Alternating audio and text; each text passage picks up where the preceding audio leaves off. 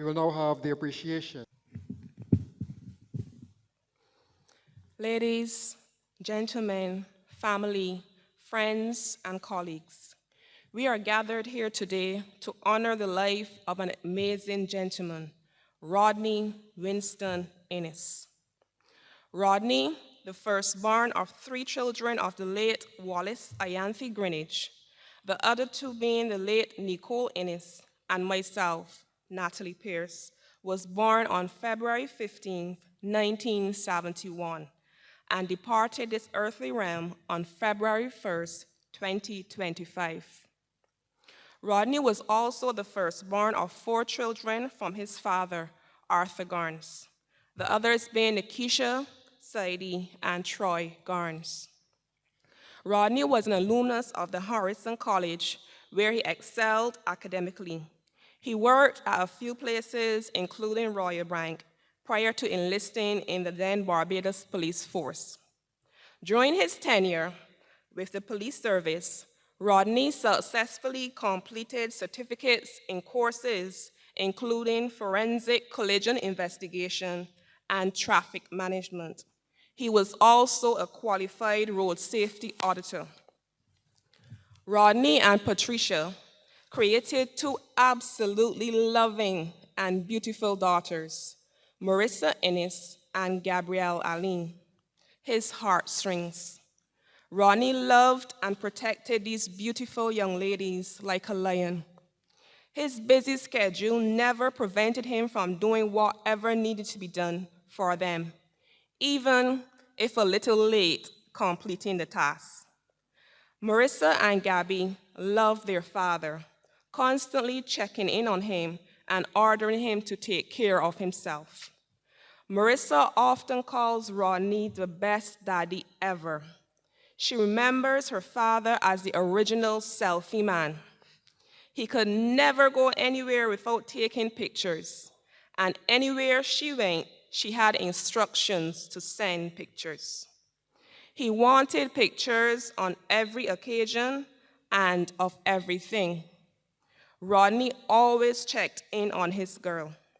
Even though Marissa was working in England, he would call and say, "I know you are at work, but I'm just calling to say I love you and wish you a good day."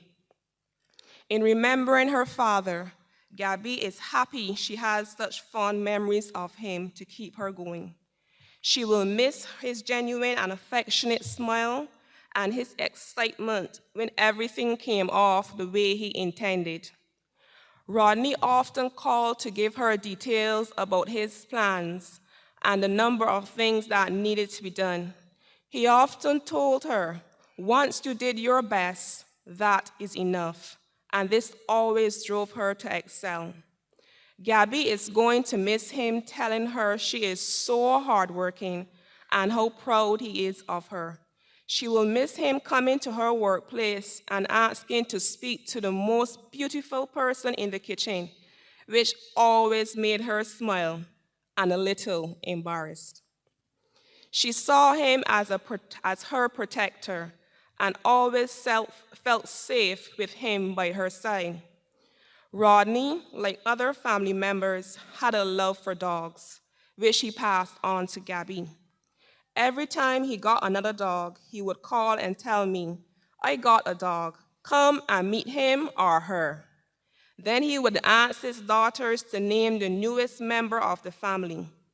Since Rodney had a hectic schedule, he entrusted Ricky with the responsibility of taking care of his dogs, and Ricky is still undertaking this extremely important assignment. Nikisha and I recall the times when Rodney was in traffic division and reported vans on the Bayfield route, where fortunately or unfortunately, we were passengers. Rodney proceeded to carry out his duties, and we, who were not a part of the legal number allowed to stand, were told to disembark. My cousin Alicia suffered this same fate, and Rodney asked, "What were you doing in there?" I recall one of those occasions I got home late, and Mom asked me why I was late.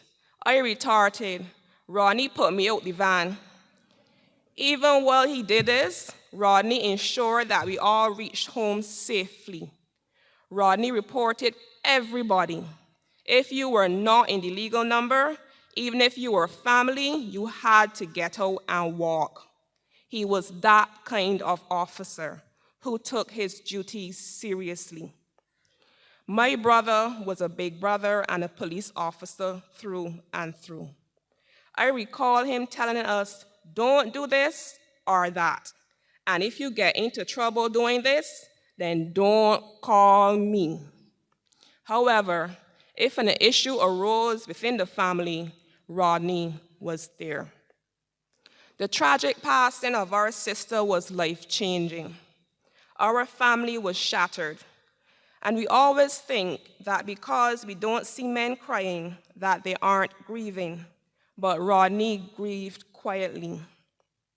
When our mom passed away suddenly, Rodney took charge.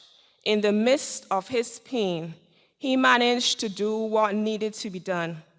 When my father, his stepfather, passed away last year, I called, and Rodney was right there as always. As I matured, our relationship transformed, and I was seen as someone he could talk with, someone he could depend on, and a bit of a confidant in a little sister kind of way.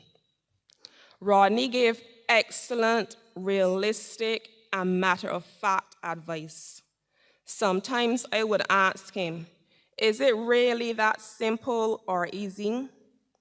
When Rodney loved something, he gave it his all. Rodney and Dominoes. Yep, everyone knows how he felt about this game. And Vida, his friend and former Domino companion, can attest to this. Rodney and his partner Laverne share that common love, and I am glad that he was able to find someone who shared his passion. Laverne, in describing her king, said, Rodney was a good man in all aspects, loving, compassionate, and kind-hearted. He was always willing to assist anyone in need, often putting their needs before his.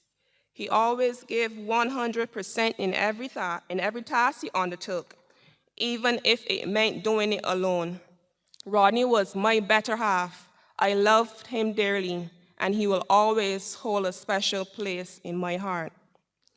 Allison, my cousin, often tells me about when they were younger.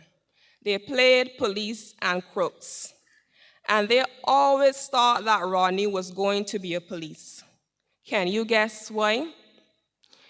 Even though Rodney often played the role of a thief, he was no good at it. His maternal grandmother often said he would not make a good thief because no matter where he hid, the others always found him. And as a result, they felt that he would be a policeman. And yes, he was an exemplary police officer. Rodney's calling, I'm not going to say profession, because I sincerely believe this was his calling, was bravely answered, and it brought him into contact with many different people. He carried out his duties with humility and respect. And this became even more apparent in his position as police communications and public affairs officer. Rodney, like most of his colleagues, heard and saw things that most people never have to, and they meet people at their most difficult times of their lives. This is an extremely heavy burden for anyone to bear, but somehow Rodney did. Whenever I watched Rodney being interviewed, I was always amazed at how he conducted himself. The mutual respect he had for and received from the media was evident. Even when they pushed for answers, Inspector Inniss remained firm but respectful. After my brother's passing, the immediate family went into a media blackout mode. We just could not deal with it.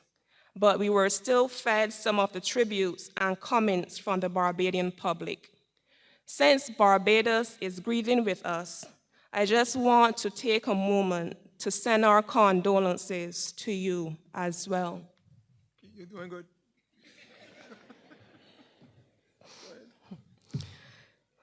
On January 9th, 2025, Rodney celebrated his 32nd year as a police officer, and Marissa asked her father what his best 3 moments of being a police officer were. These are Rodney's responses. Number 1, graduating from the Regional Police Training Center after 5.5 months of intense training and placing second on the course with 98. Number 2, being promoted on 3 occasions from constable to sergeant, then station sergeant, and now inspector of police. Being promoted to station sergeant in 2008 was particularly special because he was the youngest station sergeant in the police force at that time, both in age and in years of service. And number 3, the first police officer in the Barbados Police Service to be formally trained and qualified as a forensic collision investigator. This required him attending the scenes of all road traffic fatalities and life-changing injuries, and reconstructing the scenes for the law courts. In addition to the above, Rodney also highlighted that his children are his most proud achievements to date, and that would always be so. Rodney's character made him absolutely suitable for his job.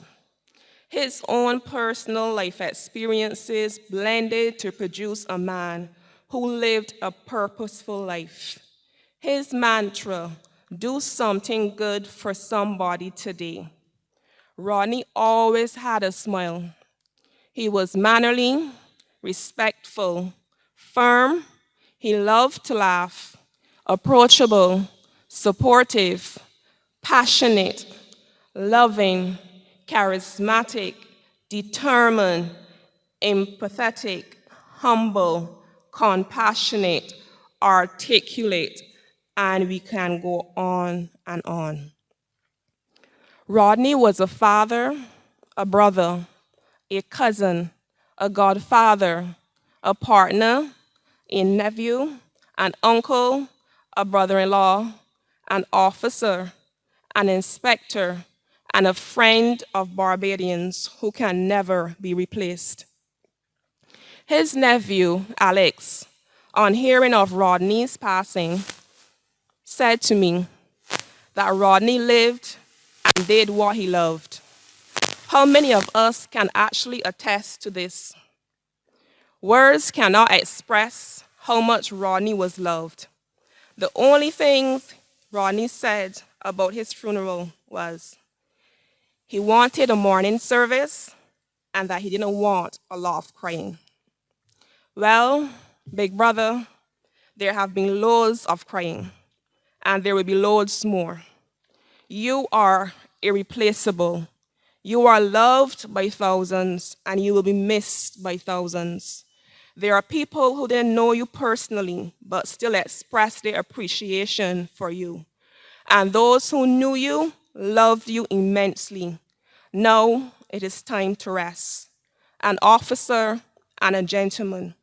Go be with Mom, Nicole, and all the other loved ones who have passed. We who are left will take care of each other. Your work on this earth has ended, but your legacy will continue. We would like to express our gratitude to the QEH hospital staff and all other health facilities, the various Dominoes Association, the management and staff of the Wilde Gym, the Barbados Police Service, Lyndhurst Funeral Home, Forever Memoir, Donna Nadu, PK Events and Media, and Sprout Perfect Garden Center, and all the others who contributed or expressed their condolences and prayerful support to the family of the late Rodney. Inniss.